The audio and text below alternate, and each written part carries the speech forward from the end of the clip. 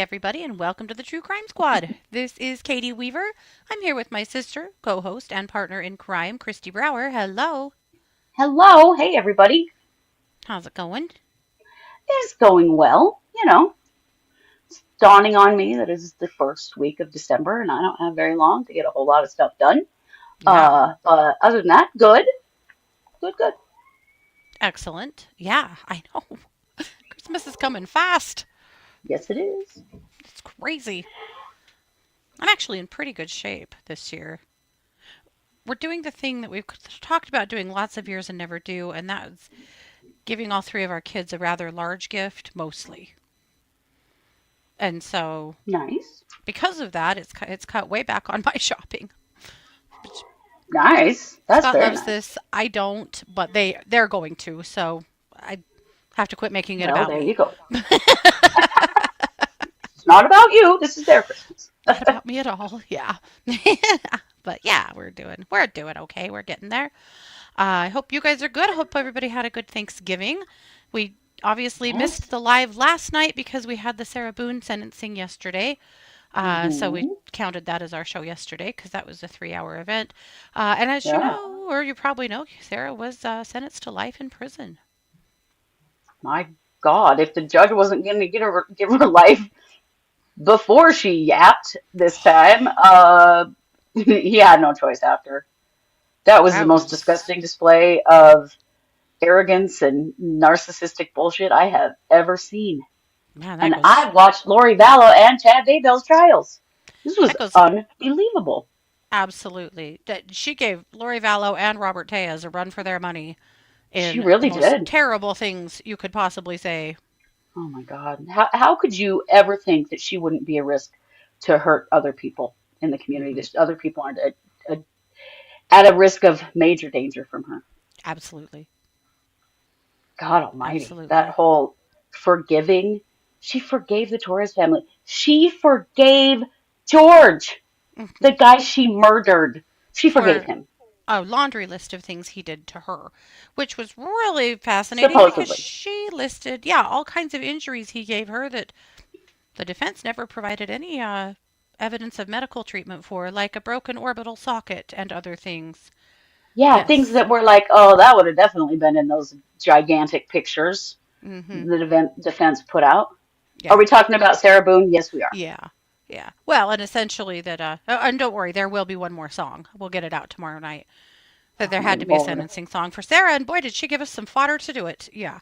But yeah, Paula, she Oh my forgave God. him and his family for basically forcing her to kill him. Yeah. Yeah. It was It pretty much was like, well, she just terrible. had no choice. Hmm. He pushed her to do this. Hmm.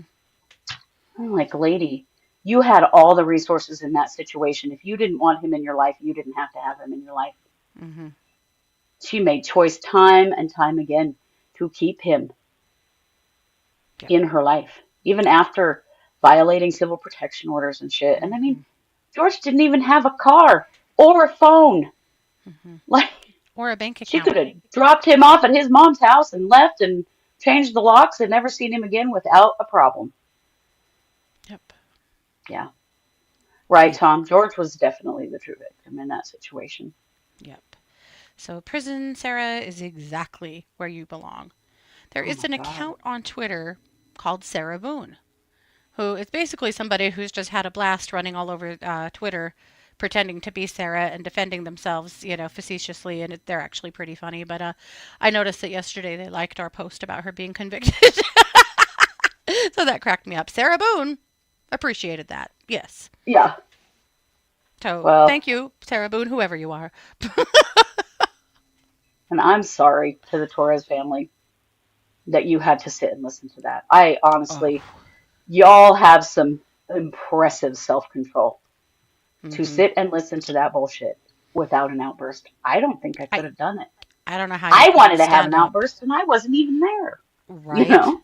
As mom, sister, cousin, brother, it would have been incredibly hard to not stand up and just read her for filth right there.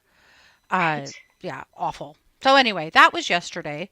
So today Whew. we're moving on with other cases. But hui vey, whew, Yeah. that is right. The worst part is that was the edited version. Just right. She made very clear on Could you that. This is the edited version. Mm-hmm. I mean, can you, why would we care about that, Sarah? Mm-hmm.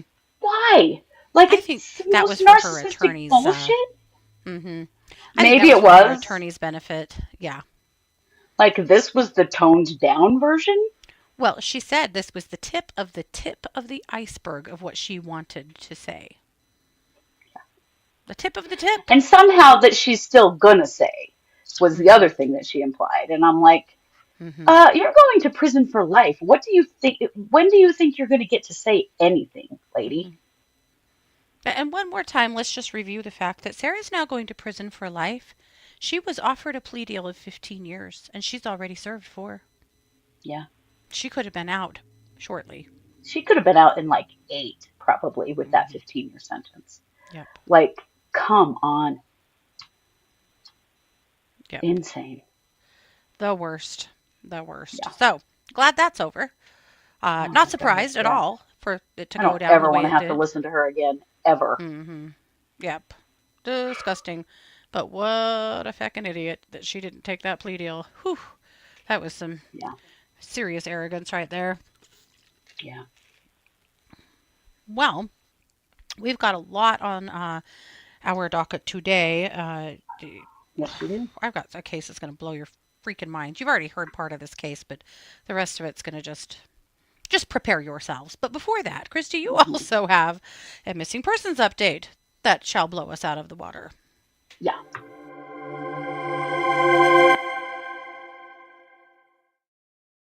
Well, the police have finished their investigation into the disappearance of Hana Kobayashi.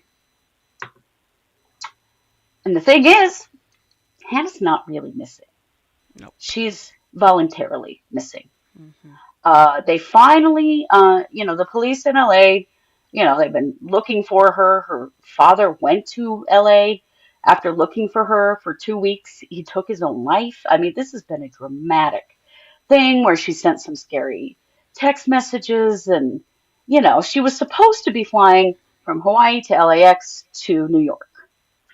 And she didn't get on the plane to go to New York. And her luggage was supposed to go to New York. And when she was at the airport, she filed something to get her luggage delivered to her at the airport in LA. Mm-hmm. So she got her luggage there, and there's some film of her for a few days, and Mm-hmm. then nothing. And her phone's off. The police think she's ditched her phone at this point. Mm-hmm. What they found is that Hana Kobayashi crossed the United States-Mexico border on foot, alone, with all of her luggage, and they believe that she just has chosen to step away from her life, Yep. which, as an adult, she certainly has the right to do. They don't believe that she is in danger. They don't believe that she was trafficked or anything because they have film of her at the border crossing on foot alone. Yeah. Nobody was making her do it, and she had all her No. stuff. Like she got her stuff from the airport, so she had all of her belongings, and she just crossed the border into Mexico. Yep. Yeah, Yep. and her family has not heard from her. No. And the police are like, at this point, this is voluntary. She had made some statements on her social media before she left Hawaii that she was looking to kind of disconnect from digital life, phone life. And, they said, well, what she said actually matches exactly with her actions. Mm-hmm. And, I mean, they've looked diligently for her because they did genuinely think that something was wrong. So did her Right. family. There was a statement made by the chief of police in Los Angeles and, stating all of this. And he asked her to please just reach out to the police, to a family member, someone, Yeah. and just let them know that she's okay. He said, I recognize that you as an adult have the right to go check out of your life if that's what you want. But your family is desperately afraid for Yeah. you and worried that you're in danger. Hmm. So please just somehow let them know that you're okay. Yeah. Yeah. So that's really where it ends. I mean, But there isn't, knowing that her father killed himself while they were searching for her, how does she right, ever come back? right? I mean, that's got to be a part of the radio silence, but it's not all of it because Yeah. that plan was already in play Yeah. to step away, obviously, because Hmm. she was traveling with her ex-boyfriend. Her ex-boyfriend got on the plane, went to New Yeah. York without her. Yeah. So she made a conscious choice there in LA Hmm. to not go. Hmm. I would imagine it's pretty traumatizing to find out that your dad came looking for you because he thought you were missing and then killed himself over that. Yeah. I don't know what their relationship was like. Obviously, dad's mental Yeah. health is a real question considering what happened. Um, and she probably does feel terrible Yeah. about her dad's death, because he came looking for her. Hmm. But it is it's a really good reminder that if you are in regular contact with people and you decide to step away, you need to tell them. Yeah. Because without knowing what you're doing, Hmm. your whole world will believe that you have been taken, you've been trafficked, you've been killed, you're being held. Like, why would you just, I mean, she was literally going to visit family in New York. Right. Yeah. Why would you just disappear yourself Right. and not at least say, look, I'm not coming, you're not going to hear from me for a while, I just need a break? Right. That's it. Just say that so that A- people And know that is you're that what safe. she's doing? I mean, there's Right. still a lot of questions about who does that, who just walks away from their life like that. It, I mean, it indicates to me that there's some mental health issues going on. yeah, I would say so. Yeah. And maybe there's a lot of, I don't know what the relationships are like in her family. And maybe this is, the family situation was part of it. Maybe the dad coming to look for her was part of it. I don't know. Hmm. But I think it's really cruel to not at least just be honest and say, look, Incredibly. I'm just taking a break from everything. You're not going to hear Hmm. from me for a while, but I'm okay. If I Right. need help, I will let you know. Something. Yeah. Yeah, Yeah. Yeah. It's not the actions of an emotionally stable person, Melissa. Correct. Yeah. yeah, it isn't. But at this Yeah. point, the police are like, there's really nothing else we can do. Right. We're I mean, done. she left the Yeah. country voluntarily. We saw it happen on video. Hmm. There's Yep. really nothing else we can do. Yep. But he was like, Hannah, if you want to hit up my office and give us permission to tell your family that you're okay and that, when you're ready, you'll get in contact or something, do it. Yeah. Or go to the American consulate in Mexico. They'll do Yeah. it. Give somebody a message Yeah. so that your family can stop being terrified. Yeah. Yeah. Well, at least So they can stop searching. We figured something was up because they removed her from the missing persons list a few days ago. they did. Yeah, And we've been wondering ever since why and what was going on. right. Yeah. If she ditched her phone and went off grid, does she even know about her dad? I It's a good mean, it's a question. question. It is. It is a good Mm. question. I mean, I would I imagine she got a track phone or something pretty quickly I mean, you because, can't really be without a phone completely yeah, even in just to this day and travel. age. Yeah. So I would Yeah, imagine she does have a phone, but she also may be very purposely avoiding this subject as well. You know, right. But gosh, I who mean, knows? this whole freaking country mobilized behind the videos about her and looking for Mm-hmm. her all over social media. Like, you know how people jump on this stuff now? I'm like, Jesus, just be a decent person and make contact with somebody and say, I'm fine. I'm not Right. missing. Well, and maybe I'm going to assume she didn't expect this would happen, you know? I But guess of course it did. Yeah. if you have Uh, regular contact with people in your life who love you and you just why wouldn't it? disappear and stop responding, this Mhm. would be the response. Yeah. Right, Sandwilla? Send a letter. Yeah. Something. Something. Yeah. Christine said, my friend's daughter disappeared voluntarily and she hasn't seen her in over 30 years. Wow. Wow. Wow. I mean, it's not that common, but it does happen. People do Mhm. do it. And, I mean, we don't know anything about Hannah's actual situation or why she may have done this. Yeah. I just wish that she would just somehow get a message out that she's okay, that Yeah. this is I her just choice, and that she's yeah. safe. I can't Something. shake the gut feeling though that she wanted this break but had no idea it would blow up into what it did. And that is making it I harder imagine. for her to make contact. Yeah. Right. Well, right, Kathy, the weird texts make it seem like she wanted them to worry. Right. There were some weird texts Right. that made Yeah. it sound like she was feeling unsafe. Mhm. But So that I don't also know. points to some mental health issues It too. does. It does, I wish the definitely. person that gave her the reading would come forward. And maybe they Yeah. have, and we just don't know that. But I would be so curious to know what was the reading about? What were her questions? What was she talking about? Because I'll bet Hmm. you that reader has some information. I'll bet you 20 They bucks they do. probably do. Right? They probably do. But Hmm. it does make you wonder, like, has she stayed up on the news? Does she know Yeah, how many people have been looking for her? Does she know about her dad? right.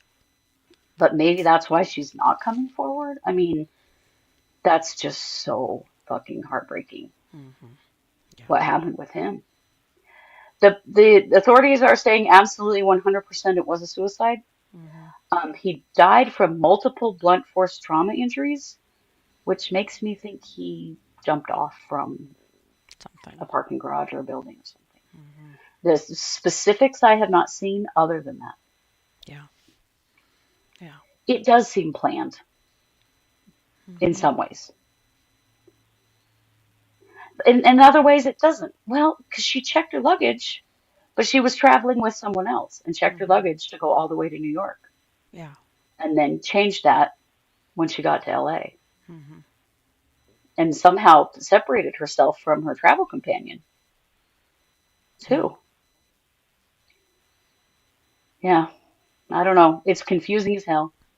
Well, Um, I suspect we'll never know. we probably won't. Yeah. We probably won't. But I hope for her family's sake that she at least gets a message to them that, that if she is in fact okay, that she Yeah. is okay. Yeah. Yep. No. Okay. So that's Santa Kobayashi. Okay. Alrighty. Well, with that, Katie, I'm going to kick the mic back to you for our main case. Okay.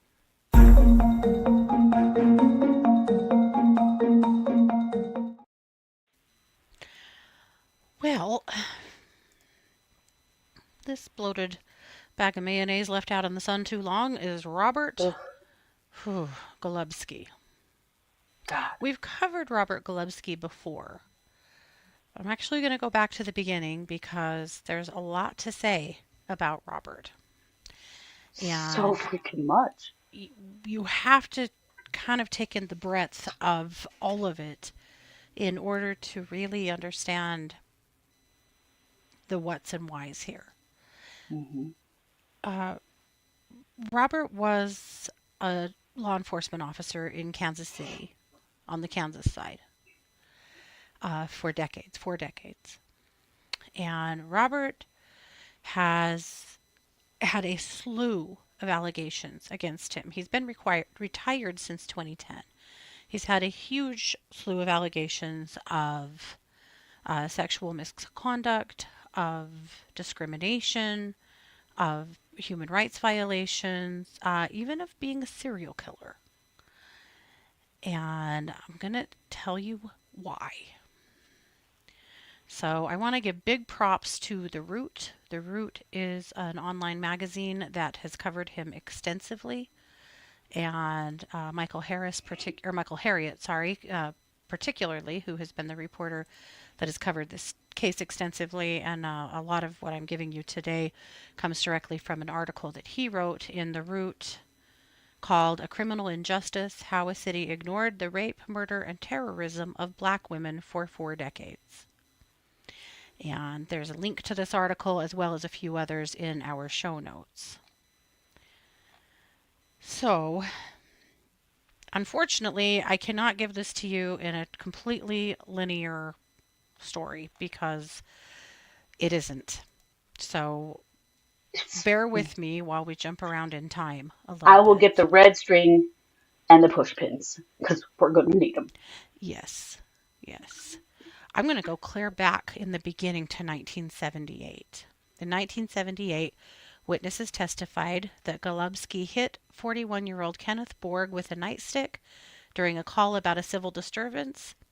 Borg died in police custody from what inquest called a blow to the abdomen from a blunt object.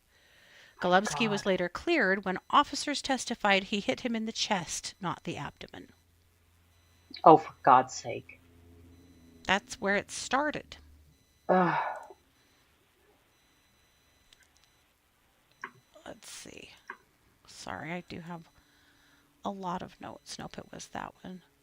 Okay, this in 1998, capital murder charges were dropped against a man named Gentry Bolton when defense attorneys revealed that Golubski forced an eyewitness to falsely pin a convenience store murder on Bolton.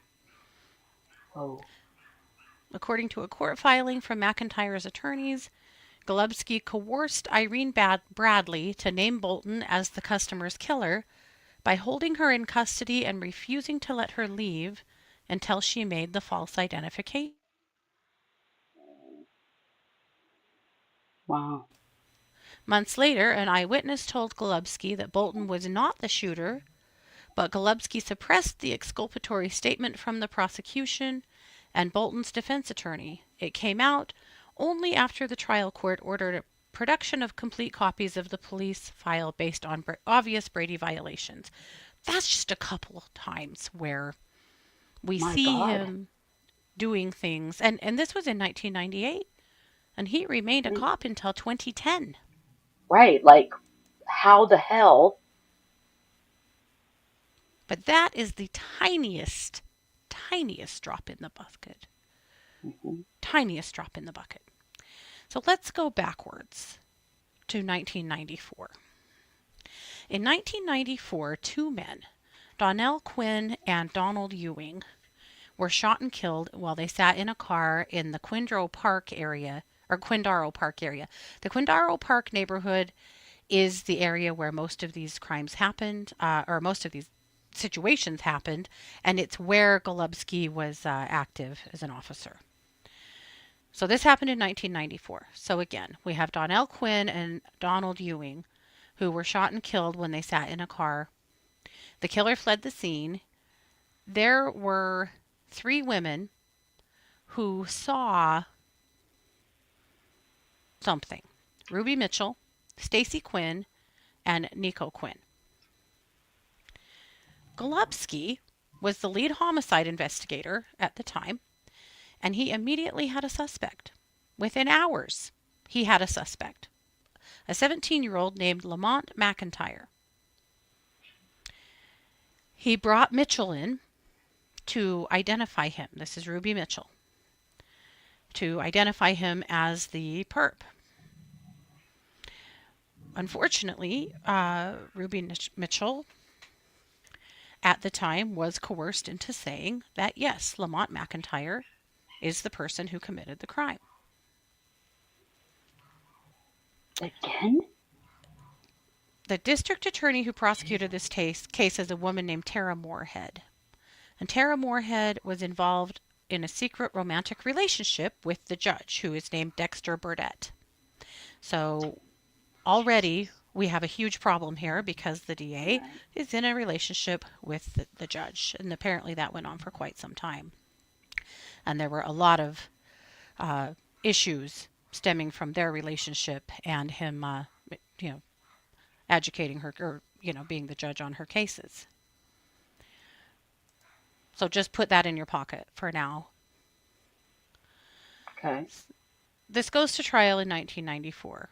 And by that time, Golubski and Moorhead had also coerced Nico Quinn into testifying against McIntyre. How do we know these things? Because of a whole bunch of lawsuits that were filed later on. So Wow. a lot of this is coming from depositions from these lawsuits down the road. So Nico says that in her meetings with Golubski and Moorhead, she described them as a series of traumatic events.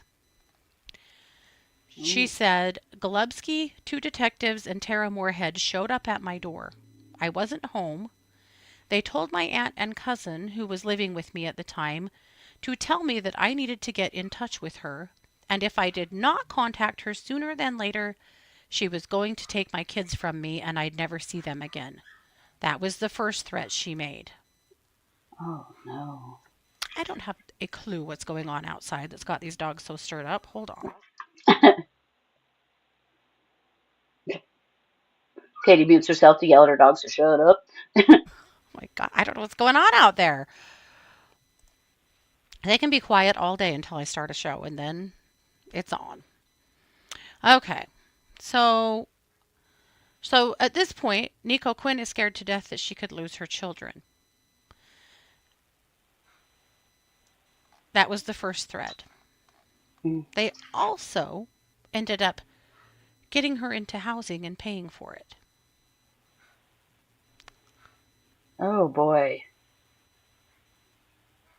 So she goes up for an interview, and Tara Moorhead pulls out all the pictures of the crime scene. Nico said, she showed me little Dawn and Donnie's pictures and was like, don't you want somebody to be charged with this?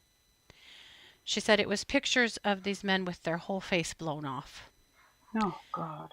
She says, I was there. I saw my cousin get his head blew off. I didn't need to see that. She made me look at the pictures and she was asking if I wanted somebody to be accountable for it. She kept saying, Lamont this, Lamont that. We have evidence he did it.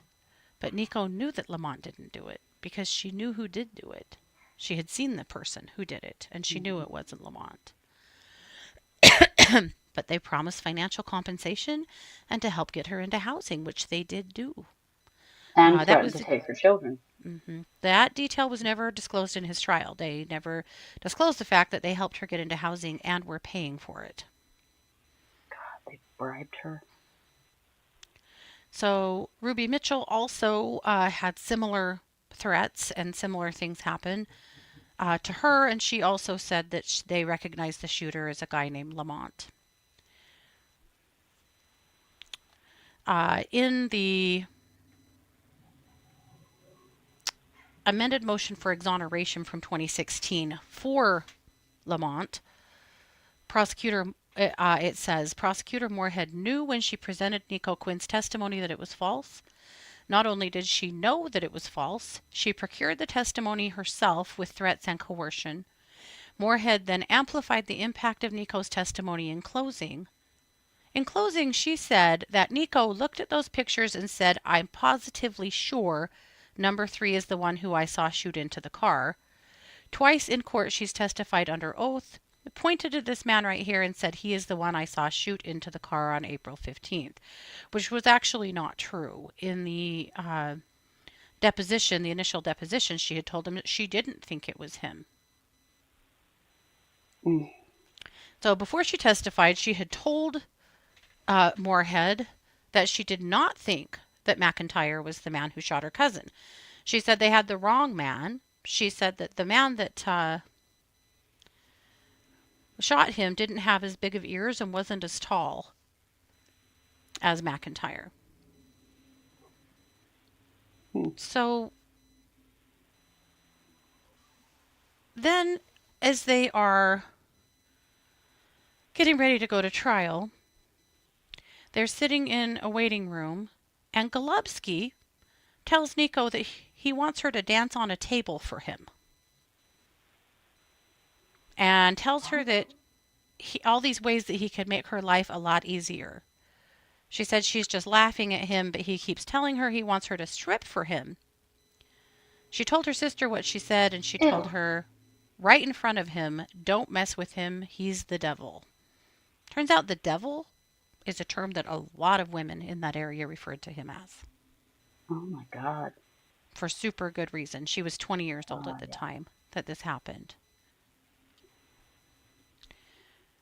So at the preliminary hearing, when she sees McIntyre, she again says, "This is not him. This guy's ears are too big. He's too tall. It's definitely not him." So she tries to tell this to Prosecutor Moorhead at a recess. And she says, "If your black ass don't do what I told you to, I'm going to throw your black ass in jail right now. You'll never see your kids again, and I will make sure of it." Oh my God. So at the trial, again, she tells Moorhead that she doesn't think that Lamont is the killer.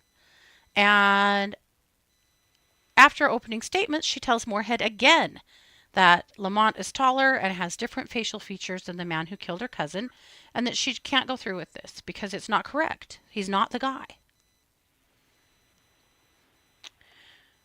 So here's what happened from Lamont's trial transcript when they have Nico on the stand. So Moorhead says, "When you were in court a couple of months ago at the preliminary hearing, do you remember testifying at that preliminary hearing?" To which Nico says yes. Moorhead says, "Did you identify an individual at the preliminary hearing as being the shooter?" Nico says yes. Moorhead says, "And did you identify in court 2 months? Who did you identify in court 2 months ago, Miss Quinn?" And she says, "That's him right there." Moorhead says, "Judge, for the record, she's identified the defendant, Lamont McIntyre." When What? Lamont's defense attorney cross-examines her, his final question is, "Miss Quinn, is there any doubt in your mind that Lamont McIntyre, sitting here, is the man you saw shoot into that car on April 15th?" Uh, Nico says she sat there and looked at her. She said, "I thought about my kids. I thought about Golubski and what my sister said about him. Lamont was shaking his head at me like I didn't do it, I didn't do it. And I sat there and I looked at Moorhead and she gave me this look like, you better say it." So she did. And then she went home and tried to kill herself. Oh, holy After the shit. suicide attempt and just a few days after Lamont's conviction, she knows she cannot live with this. So she goes back to the police and recants her testimony. Says, "This was not right. These guys made me say that. They were threatening me. They've done things for me. But it's not right. You've got the wrong person that's now going to prison." So, according to the Lamont McIntyre versus the state of Kansas, this is a deposition from 1996. She says, "The police questioned me and threatened to take my children away from me if I did not talk. I wanted the whole thing to be over with, and I did not care who was convicted. Both victims sitting in the blue car were my cousins. I wanted anyone, to pay for their deaths. Lamont McIntyre was not the shooter on April 15th, 1994. His ears are too large and they stick out away from his face too much. Lamont McIntyre is too tall. I have seen the shooter since April 15th, 1994, and I'm willing to point him out to the police to ensure the right person is convicted of killing my two cousins." She told everybody that would listen that Lamont wasn't guilty. She wrote to Oprah and Montel, and then she Dear reached out God. to Lamont's mother, a woman named Rose McIntyre, to apologize and to tell her she knows what she did was wrong. She's trying to make it right. She knows Lamont wasn't the killer. But what she gets from Rose is not what she expected at all. Hmm. But then she starts to understand why, from the very get go, a 17-year-old kid who had a solid alibi of being home with his family was convicted of a crime he didn't commit. And it has to do with his mother, Rose, and her relationship with guess who? Golubski. Roger Golubski. So in the So, late 80s, Golubski detained Rose and her boyfriend on a traffic stop. This is according to a federal civil rights lawsuit that was carrying forward this year. oh wow. During the stop, The officer told Rose that he would arrest her boyfriend and her unless she promised him sexual favors. Rose had never been in trouble with the police. She'd never been arrested before. But she was scared because black women in Kansas City, Kansas at the time were very, very vulnerable. And she was scared. And she was scared for the safety of her boyfriend. So Mm. she agrees to meet him at the precinct later. So she shows up there not really sure what's going to happen or what she's supposed to do. And some officers in the police station, she said, seemed to know exactly why she was there and took her straight to Golubski's office, where he sexually assaults her in his office in the police department. And the other officers knew exactly. Oh, they knew My because according God. to the affidavit, or sorry, the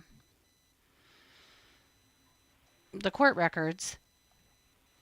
Yes, her affidavit in the court records. She says during the ensuing sexual assault, a Kansas City, Kansas Police Department officer opened Golubski's office door, saw what was happening, and left without saying a word. This was in the Oh, federal lawsuit against him, holy shit. also against Moorhead and the Wyandotte County Unified Government and others. So this is from a lawsuit that was filed by Lamont and Rose McIntyre in 2018. So it says, although Golubski assaulted Rose in a station full of police officers, nobody intervened. After Golubski assaulted Rose, he harassed her for weeks, calling her 2 or 3 times a day. He told her he wanted a long-term relationship with her and promised to pay for sex. Ugh, Following that night, God. Rose says that Golubski harassed her until she finally had to move and change her phone number. She said he Holy shit. eventually stopped stalking her, she thought, until several years down the road when he arrested her son Lamont for a crime he clearly did not commit and managed to get him convicted. My God. So this was like him it was payback? It was payback. Oh my God. His second wife in a deposition relating to this case said that one time she asked him why he was so drawn to black women, and he told her because they're uneducated and easy. Oh, Hmm. racist asshole. Hmm. God. Yep. What the fuck? In 1995, Lamont was sentenced to 2 consecutive life sentences for the murders of Donnell Quinn and Donald Ewing. Even Holy though, shit. at that time we had witnesses recanting, it didn't matter. He most No certainly one did was not do listening. this. And Yep. he's 17? Yep. Judge Burdett, by the way, served until 2018 on the bench for Kansas's 29th District Court. He served for more than 30 years, Holy shit. and all of his cases need to be looked at. Yeah. So in June And that DA. 2016, yep. So there were people working behind the scenes trying to help Lamont for a lot of years because it was clear that he was not guilty of this crime. So in 2016, a Kansas drug kingpin named Cecil Brooks signed an affidavit stating that a man named Neil, known as Monster Edgar Jr., who was a drug dealer who is currently serving a 33-year prison sentence for drugs and murder, got paid to do the murder. In the affidavit, he says the guy Lamont who got convicted of these murders had nothing to do with it. None of us even knew who he was. God. In October 2017, Lamont was released from prison. This was after Wyandotte County got a new district attorney, a man named Mark Dupree, who looked through all of this evidence and was horrified and called the case a manifest injustice and dropped all the charges against Lamont and set him free. So this boy did Wow. 23 years in prison for 2 murders he did not commit Oh my God. because his mother wouldn't continually put out for a police officer For and this he was cop. mad. Holy shit. Yeah, But like the whole system was complicit in that. the whole system was complicit. Holy hell. Yep. So it was well known. There was a group of women that were known as Golubski's girls.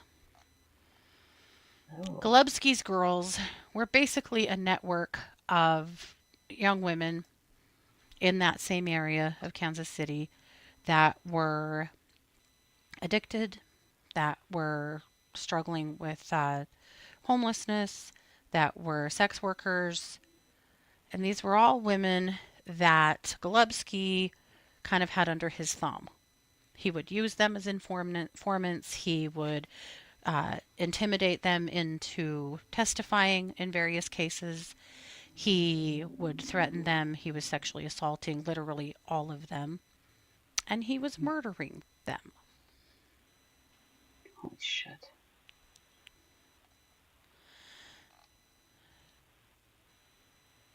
There's a group that was formed called Justice for Wyandotte. And they held a vigil on April 15th of this year. They held a vigil and procession to sites in Quindaro Park and the surrounding area where more than 12 black women were found murdered. Rose Calvin was found strangled on July 21st, 1996 in a Kansas City vacant lot. Lead detective Roger Golubski refused to allow the family to view the body. Oh Pearl my God. Barnes was found in a vacant house on November 22nd, 1996. She was stabbed to death. Rhonda Tribune, the body of 34-year-old mother of 6, was found on a rural road outside of Kansas City in 1998. She was last seen at the Firelight Lounge in the area of 7th Street and Quindaro Boulevard. You'll hear more about Rhonda in a minute.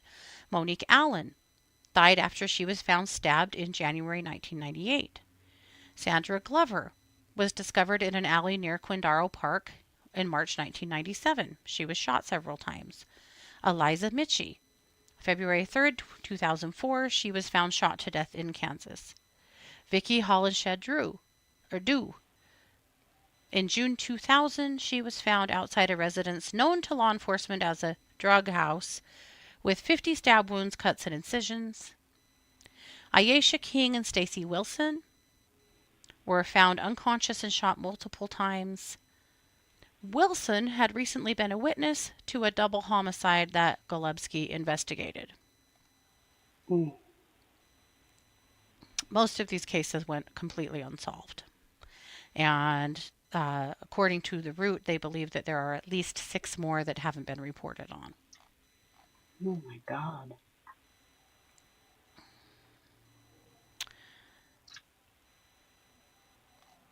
So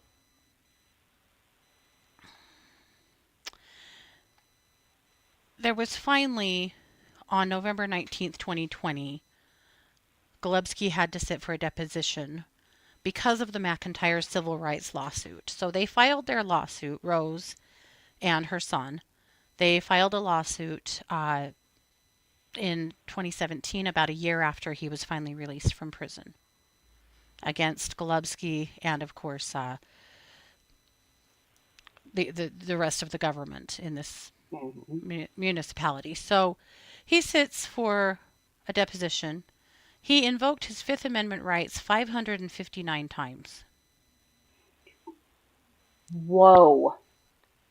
hmm Including questions like, have you ever forcibly raped a minor in your police vehicle? Oh my God. And he pled the fifth. Fabricating a false witness statement to close cases. He pled the Oh, fifth. In crimes against persons unit, you had to work closely with narcotics detectives given the amount of drug trafficking on the streets of Kansas City in the 1990s. To just that statement, he invokes the fifth. You had a vast network of people on the streets in Kansas City who gave you information, correct? He invokes the fifth. Many of them were women, correct? He invokes the fifth.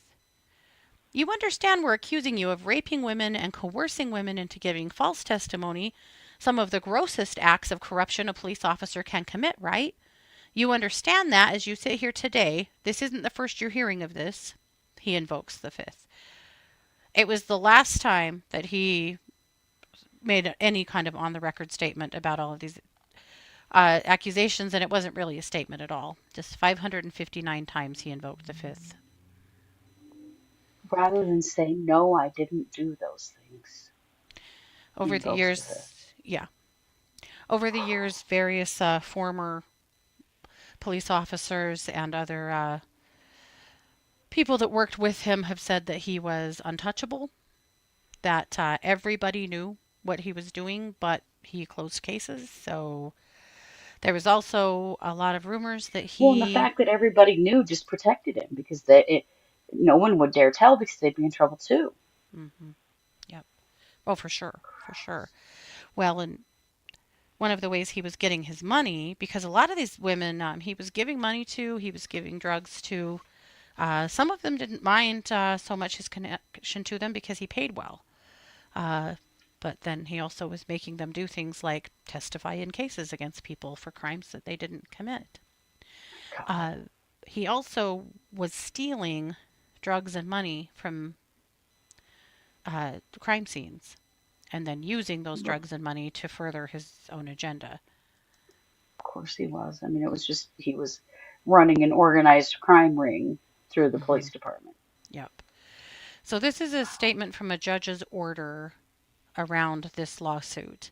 In addition to sex, Golubski used these women as informants to help him clear cases. Known by other KCKPD officers as Golubski's Girls, the women would provide critical evidence which resulted in convictions in many of Golubski's investigations, evidence which the officers knew was unreliable because it was a product of coercive relationships. Golubski also worked closely with drug kingpins in Kansas City, Kansas. In exchange for money or drugs, Golubski fixed investigations, including framing innocent people for crimes that the drug gangs had committed. Despite this being common knowledge, the KCKPD never reprimanded him. In fact, before he retired, he was promoted to captain. Of course, just failed up. Boy, we have so much of that happening in the U.S. now, Yes. and So, maybe forever. part of his connection to the drug kingpins comes out here. Let's see. We start here. The indictment against the four men. These are four men that were. This is Mr. Brooks, who is was a well-known drug kingpin. This is the person who actually helped to exonerate Lamont. Oh, The okay. indictment against this was another indictment that has come out. The indictment against the four men, which was unsealed on Monday, charges they ran a sex trafficking operation from 1996 to 1998 at the Delavan apartment complex in Kansas City, Kansas. According to the indictment, Mr. Golubski would accept money from Mr. Brooks, who ran the apartment complex, to protect the three men from law enforcement agencies, as they used physical beatings, sexual assaults, and threats to compel young women to provide sexual services to men. Mm. Prosecutors said the defendants would also kidnap victims. The indictment states that Mr. Brooks had paid off law enforcement so that officers would provide warnings when police were about to hit the house. According to the indictment from 1996 to 1998, Brooks provided a location at Delavie Apartments in Kansas City where young women were held and where Brooks, Robinson used physical beatings, sexual assaults to compel young women to provide sexual services to men. Then, of course, the detective Golubski is alleged to have accepted money from Brooks, provided protection from law enforcement for criminal activity, including sex trafficking, and forcibly raped the young woman identified as Person 2. The Mm. first count of the indictment charges all four men with conspiring to hold young women, including Person 1 and Person 2, in a condition of involuntary servitude. The second count charges Brooks, Robinson with holding Person 1 in involuntary servitude and forcing her to provide sexual services to Robertson. And the third count charges Brooks, Robertson, and Golubski with holding person 2 in involuntary servitude and forcing her to provide sexual services to adult men, including Brooks, Robertson, and Golubski. If Jesus. convicted, each defendant faces a maximum sentence of life in prison. Golubski was previously charged in a separate indictment with civil rights violations for allegedly acting under color of law to commit aggravated sexual assaults. So that's a part of what he was eventually charged with. Hmm. Let's talk about the murders that Yeah. he was never charged with. And this all comes from our friend Nico, who we've already heard about. Nico was the last person to see Rhonda Tribute alive. Remember Rhonda? We talked about her. And Hmm. Monique Allen and Liza Mitchie. They were three of those women that were on that list. Hmm. So Nico was friends with all of these women. She said in both two cases with Rhonda and Monique, they were both women that she was had been at her home and watched both of them. This is at different times, of course.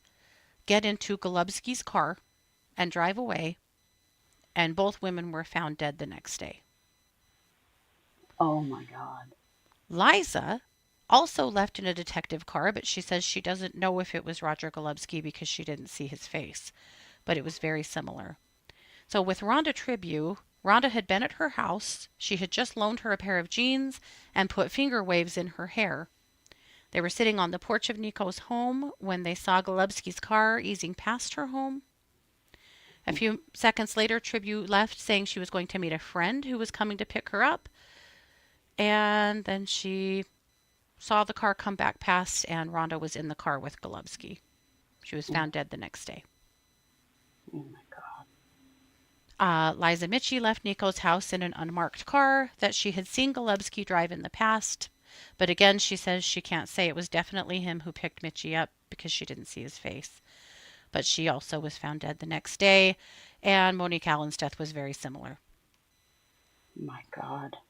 She said she walked out my front door, down the street, and he picked her up. That's when he drove the blue Crown Vic, and I know it was him because she had his card and called him from my house. So this wasn't new business to her, this whole Golubski's girls thing, because her sister was one of them that he was Oh, keeping addicted and under duress. This had been going on jeez. for a long time. Yeah. She said the girls on the street said, "Don't trust him. He's literally the devil. He's the Grim Reaper. Don't ever trust him." Yeah. She also says that he stalked her for 10 years, but she was very careful to avoid him. I think that Nico was not addicted, nor was she a sex worker, and I think that's how she managed to avoid more trouble with him. God, and yet he still got her son convicted of a double murder he didn't commit. Yes. Like, you just didn't say no to this asshole, apparently. Hmm. Oh, So there's another woman, she's a Jane Doe, who this is a deposition from her that has to do with the 2020 civil rights case. She says that he would come to her home once a week or once every 2 weeks to sexually assault her under the threat that if she didn't allow it, that he would be sure that she never saw her children again. This seemed to be a really common threat that they would just go to CPS and tell them whatever and take their kids away. She said at one if point you've got he, police and a DA that will do that, like, oh my yeah, God. yep, yep. And she said at one point, because he was forcing oral sex, she told him that she just wanted to bite his penis off, and he told her if she did something violent with him, he would just shoot her in the head. And she figured that he would. Clearly, yeah. She also said that every time he came to her house, that he ogled her 14-year-old daughter, and she was so scared that he would try to Oh, make her daughter one of his girls that she was willing to allow the abuse to her because she was so scared that he would do something to her daughter. Holy shit. He also told her that if she ever told anyone about this, that he has people and he would do something to her and that they would never find her body. That was a legit threat, like, very clearly. Yep. God. So eventually, he retires. And eventually, some balls start rolling. So I'm going to give you a quick timeline of what has happened legally. So starting on October 11th, 2018. Oh, this is when Lamont McIntyre files a federal lawsuit against the Kansas City Police Department, Kansas City, as well as Golubski, accusing them of framing him for a double murder. It So that was in 2018. February 14th, 2022, the first indictment finally is filed against Golubski. Prosecutors charge him with 6 counts of sexual assault involving 2 victims. The alleged lawsuit, the alleged assault spans from 1998 to 2001 for the first victim and 1999 to 2002 for the second victim. September 15th, 2022, Golubski makes his initial court appearance and pleads not guilty. November 14th, 2022, a second indictment involving Golubski is unsealed in court. This indictment alleges Golubski protected drug kingpin Cecil Brooks, we've been hearing about Cecil Brooks, while enabling an underage sex trafficking ring. Golubski, Brooks, and associates Lamarck Robertson and Richard Bone Robinson are charged in the case.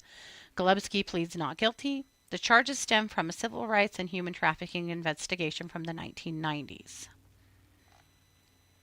November 17th, 2022, the unified government of Wyandotte County and Kansas City, Kansas, announced plans to digitize thousands of documents related to cases investigated by Golubski. October 4th, 2023, Golubski is released from house arrest for medical treatment. He was doing dialysis. November 6, 2023, accusers of Golubski file a civil lawsuit claiming several former Kansas City, Kansas police chiefs and detectives operated a criminal enterprise for decades, preying upon and coercing sexual acts from vulnerable black women. November 7th, 2023, Unified Governor Mayor Tyrone Garner calls for an investigation into the police department and county government 1 day after the lawsuit is filed. February 26, 2024, prosecutors file a motion to revoke Golubski's pretrial release, accusing him of violating house arrest terms by visiting a restaurant without permission. Anyone here surprised? Dude was used to doing whatever the hell he wanted. Right? And on May 30th, a judge rules that Golubski may remain on house arrest. Ugh. On July 10th, 2024, a trial date for the first indictment is set for December 2nd, 2024. That was yesterday. So yesterday, the trial was set to start. Only the defendant didn't show up. So people were sent to his home, where they discovered that he was deceased by a gunshot wound to the head. He killed himself rather than to have to face this.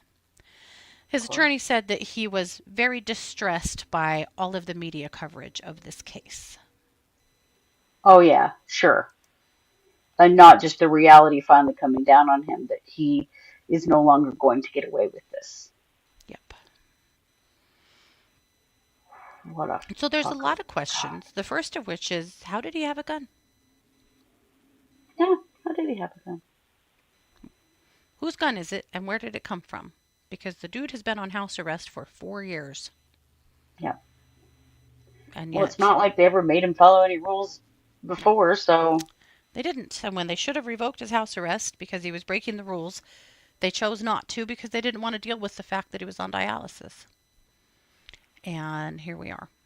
So, unfortunately, very unfortunately, to all of the people that he has wronged, he just waltzed out the door. Never got any consequences whatsoever. Yeah. My God. It's so Right, disgusting. Christine? They still need to go after all of the people that enabled this shit. Hmm. There need to be a lot more charges than there have been. A lot Yeah, more charges. One of his associates, Ziegler was promoted way up into the ranks. of course. Moorhead is now, I believe, a United States district or prosecuting attorney, or she was at least for a while. Oh my Uh, God. the people that were involved with him in these crimes back in the 80s and 90s and into the early 2000s, particularly, there No hasn't really consequences. been any comeuppance. Yeah. My God. So I know that was a lot, but I felt like the whole story needed to be told, and even that is a fraction of the story. But Oh yeah. to your eternal shame, Golubski, and may you Yeah. burn in hell where you belong.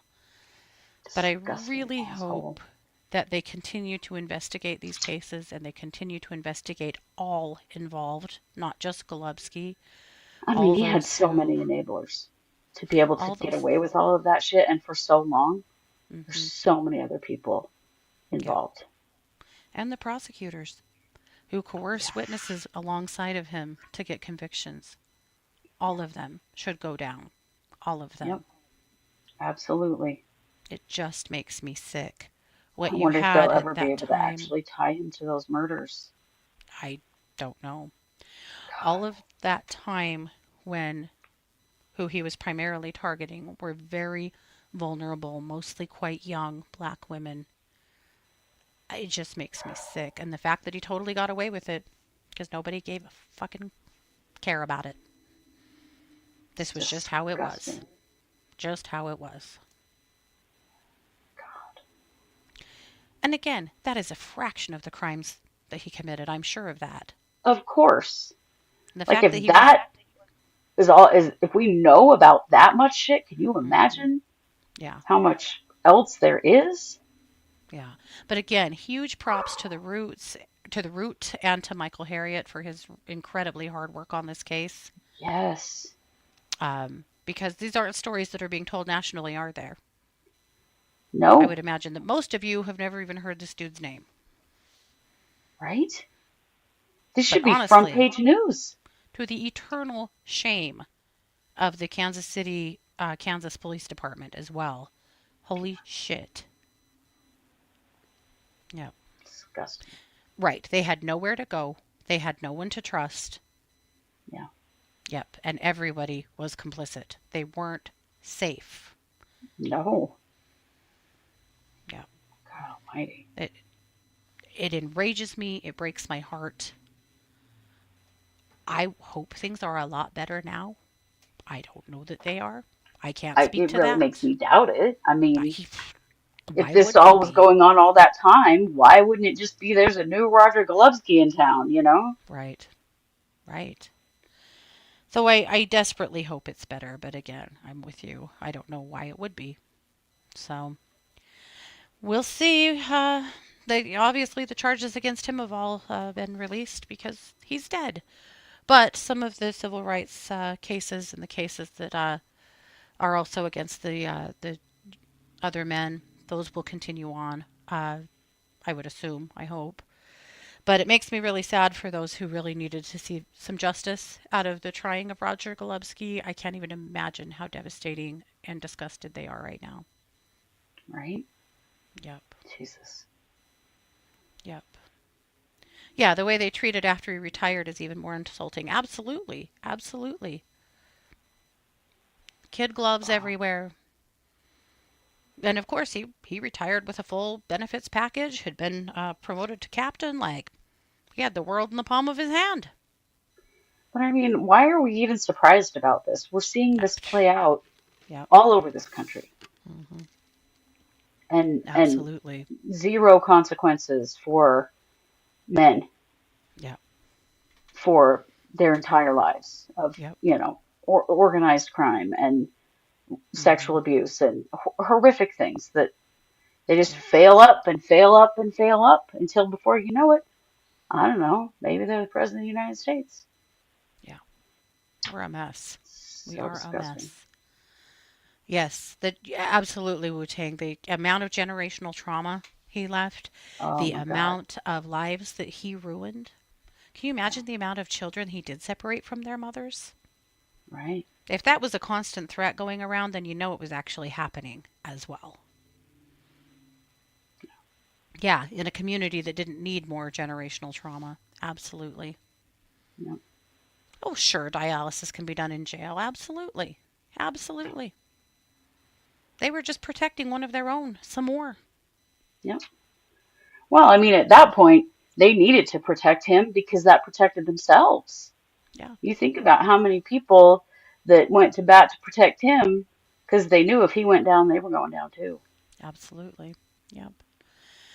So we'll keep an eye on this one, but I doubt there'll be a whole lot more to say. But I hope, here it's my hope, beyond hope. Jay Z, his media department, has been on this case for the last while. It is my Mm, hope that they make a movie. Someone should make a movie. This should mhm. be a based on a true story kind of movie that really shows the corruption Yeah. and the deep ditch that this really is. His name should live in Shame the shit out of those infamy, people. and so should that police department Yeah. forever. Yep, And that DA. yep, God.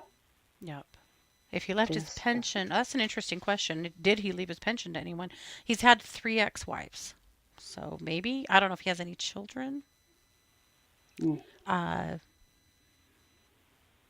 yeah, if he killed himself and everything was dropped, they'll still get his money. That's a great point. Yeah, maybe they will. Who the hell knows? Yikes. You're probably right about that. So there you have it. So Roger Golubski, we won't ever forget your name or your No. absolutely gross face and knowing what kind of an evil, evil human Fuck you, being you dude. were. Yep. Ugh. Alrighty. Well, with that, I'm going to kick it back over to you to wrap us up with a crime news update. Well, why don't we hang on to that? Because this has been a pretty long show. It Why don't I do has. that on a different? I'll do it because it's kind of a long one. So let's. I'll Okay. do it for our. I'll do it for our Thursday show. Okay, that works. So we'll be back tomorrow at 6 o'clock p.m. for case updates. Oh, Oh, and so we have something we're gonna do. We don't have a link for this yet, but we'll have a link tomorrow. Something we're gonna make available just for the month of December is if you would like us to create a song for you. Maybe it's about a crime, maybe it's about your brother-in-law, doesn't really matter. If you would like us to create a song for you that you can give as a gift or that you just want for yourself, we're going to do that. So we'll have a link available for that for purchase tomorrow, and you can give us all the deets, and we'll put together a fun song for you, similar mm-hmm. to the songs we've been putting together here on the show. So Yep. we'll share that link tomorrow, and then we'll make it available throughout the month of December. So if you've been wanting to do something like that, we thought it might be fun to make that available. Most definitely. Yep. Yeah, We'll have a blast with it. yes, we Yeah. will. All right. Well, we'll see you back tomorrow night at 6 p.m. Thanks for being here, guys. This has been yet another production of the True Crime Squad. Bye, everybody.